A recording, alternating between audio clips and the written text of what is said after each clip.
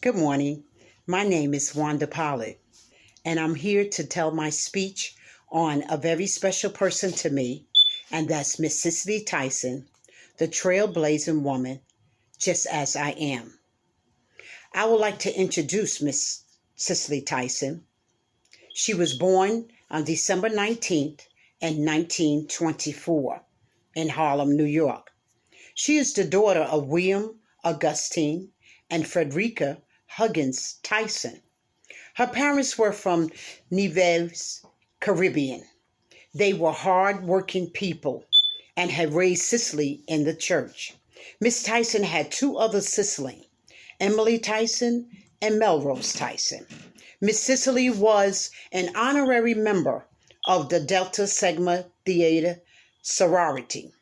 Miss Cicely was married at the age of 18 to Kenneth Franklin on December 27, 1942. They had a daughter when Cicely was 17 years old.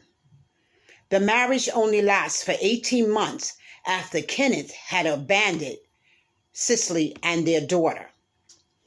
Then later on in years, Miss Tyson married jazz trumpeter Miles Davis on November 26, 1981. This marriage had trouble due to Miles had a violent temper and he was infidelity.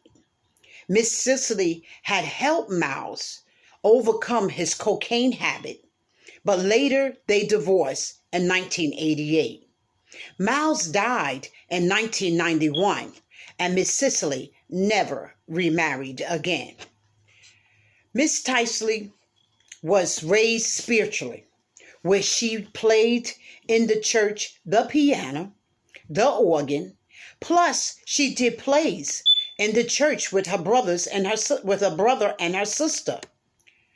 Her mother was a very spiritual woman, and she always felt that a Christian woman place was not in theater or in the movie screen or in plays other than in church. Well, Cicely had a desire that she wanted to become an actress. She wanted to pursue her dreams, and her determination that she wanted to become an actress grew even more when her mother didn't want her to do it. So then she left her mother's house, went to New York, and she got a job as a clerk typist. But as she began going on interviews, she didn't even have the proper clothes to go on an interview.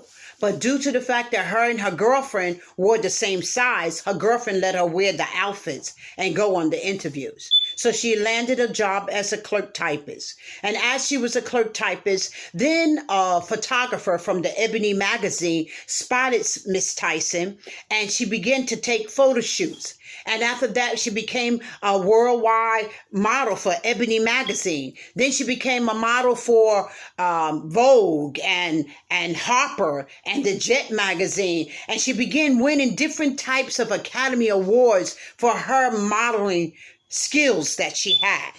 Miss Tyson was paving the way for African American women. Miss Cicely later became an outstanding actress on television. In 1951, she got doors start open up for her. In 1972, she played a sharecropper's wife during the midst of a deep depression as Rebecca Morgan in Sounder. This role had drawn attention from everywhere, for many people had talked about the great performance that Miss Cicely had done in that performance in Sounder. She was then nominated for both Academy and Global Awards for Best Actress for her work in various films around. She also played one of my favorite, and that was the autobiography of Miss Jane Pittman in 1974, where she received high recommendation for such an outstanding talent. She had roles in television in 2014 as Othello Harkins in How to Get Away with Murder. Her award-winning film was on Help as Constantine Jefferson.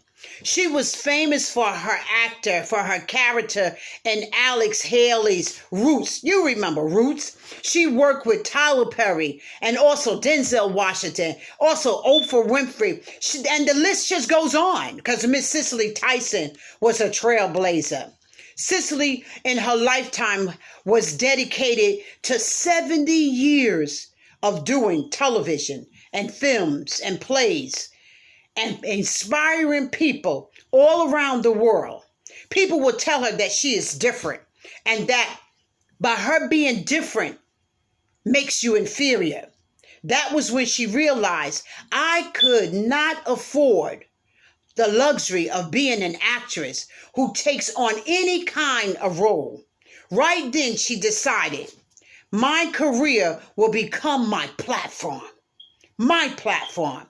And I was only going to do projects and address issues that I found offensive to me as a Black woman.